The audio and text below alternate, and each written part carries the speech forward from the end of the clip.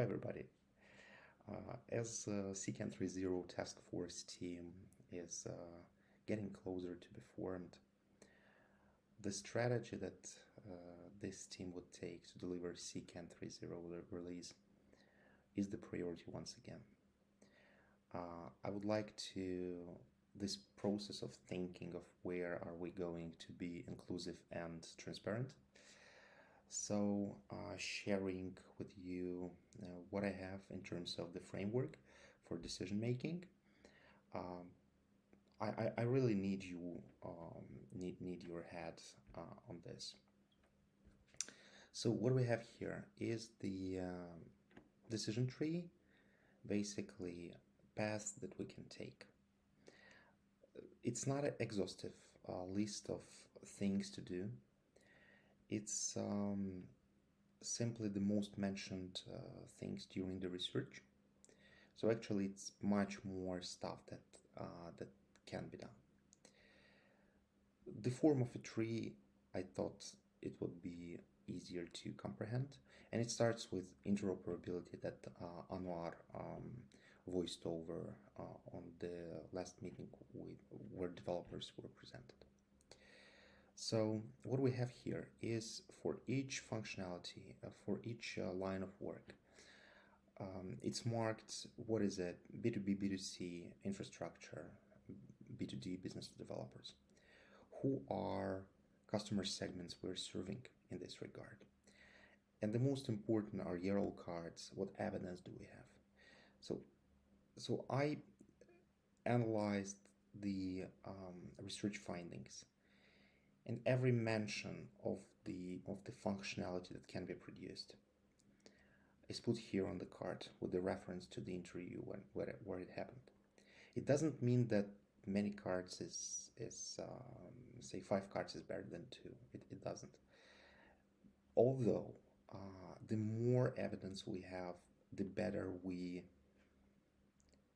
can be sure that the functionality meets the need of stakeholders. So it was a stakeholders research.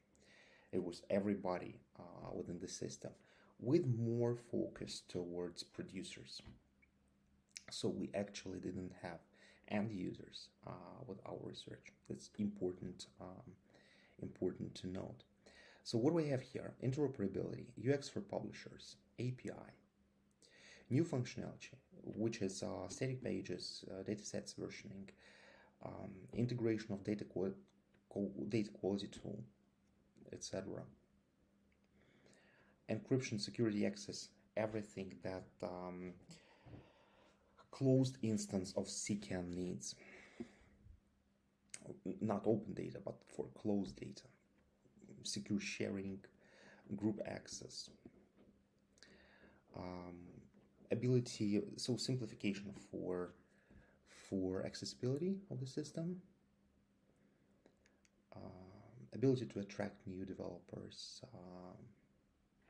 by increase of the accessibility as well, but accessibility in terms of how to get into the community. And then the marketplace for everything we have. The concept of knowledge hub is quite there. So it could be a marketplace for plugins, for extensions, for visualizations, for advice as well. So these are things that we can select.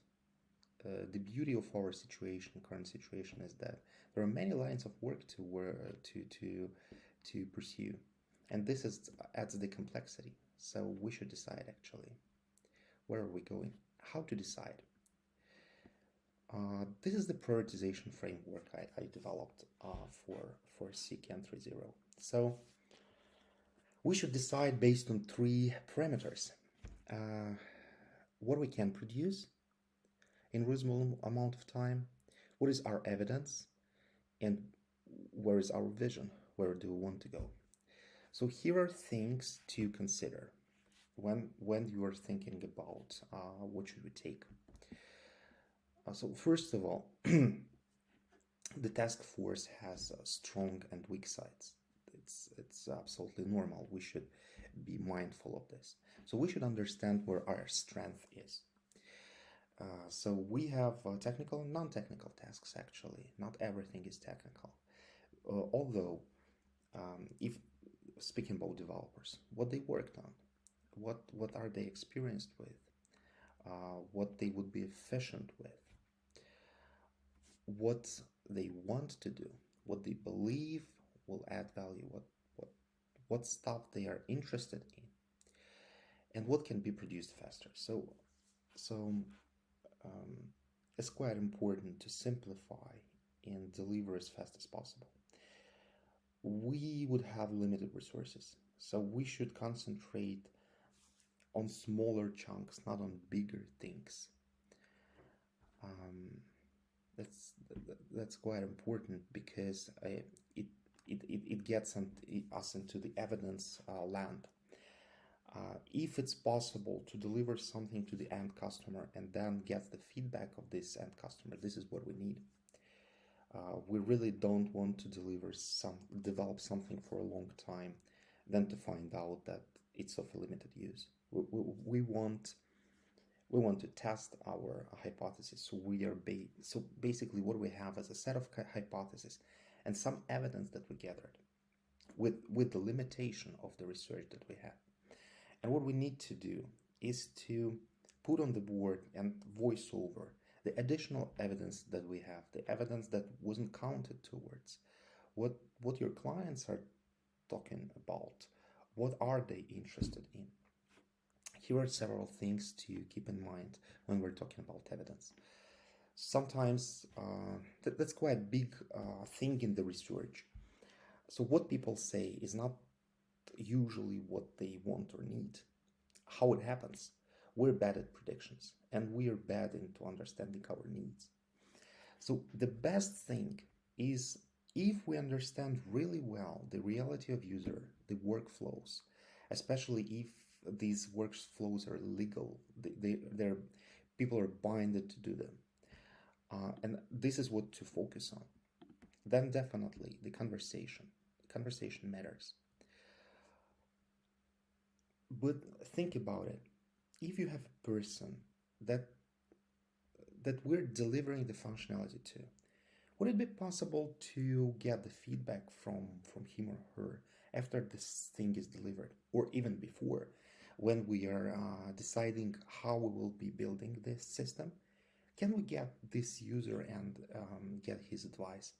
Would it really satisfy his needs? Do we understand it the same way? So if you have this insight, if you have this access to users, that's what we need. We need evidence.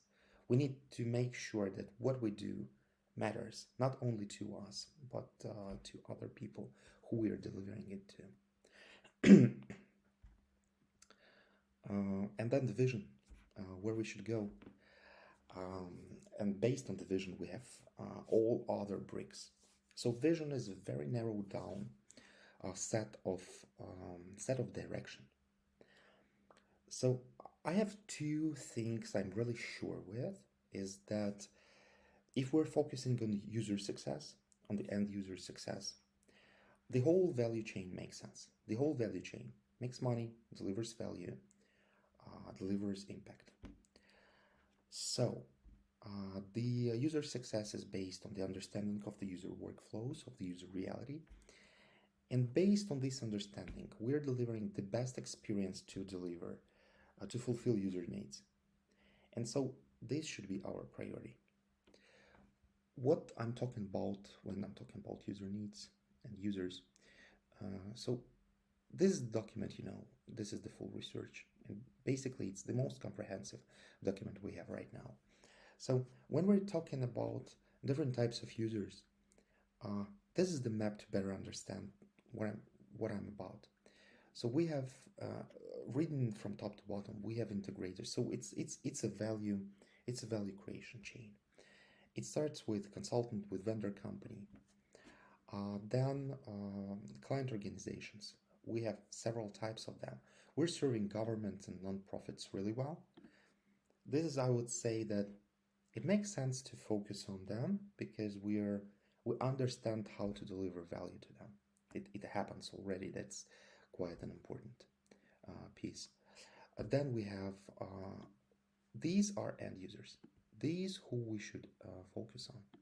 And we have three groups. We have publishers, maintainers, so basically people who work with data infrastructure.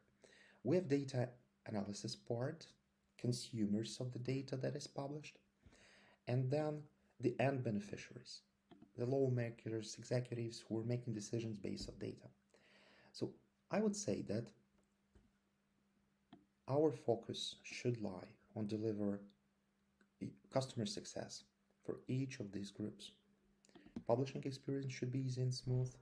We should have reporting functionality, everything that these people need to do their job.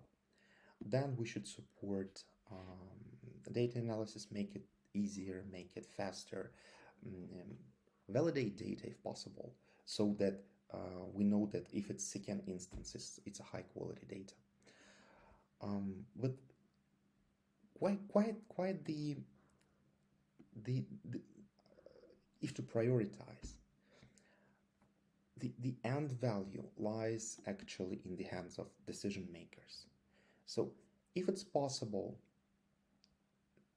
to easily produce decisions or insights on which these decisions can be based on, we're immediately making the work of these people valuable, because it's what they are doing for making real decisions and doing something based on this data.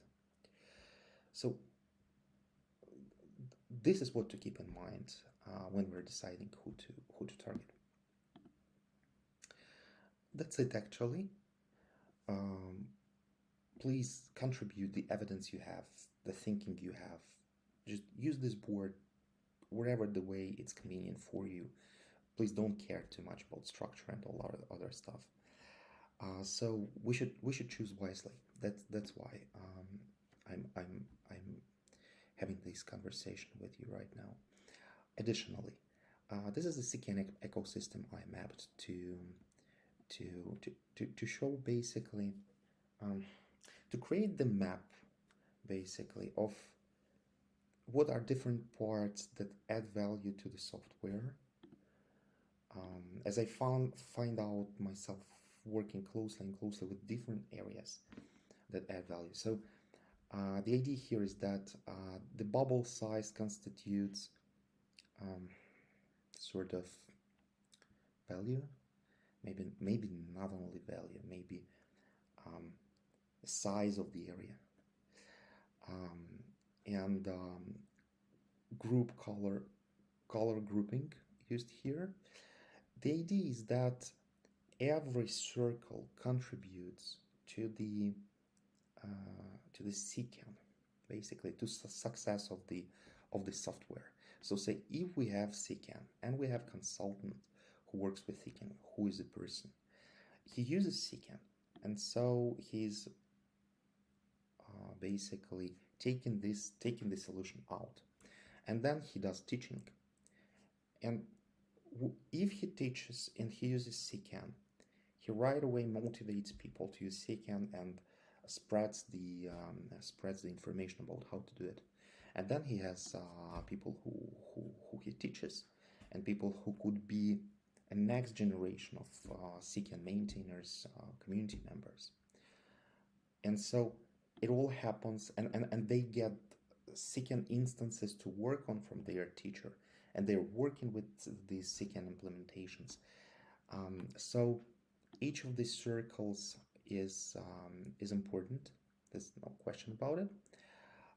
It's more like sort of mapping a structure, mapping the size of the area. If you have any ideas on this regard, if you don't agree, especially if you don't agree with what you see, or you can contribute, please, that would be also valuable for us all to understand the complexity of the system we're working with. Thank you very much. Looking forward to your contributions and to more communication over where are we going. Thank you.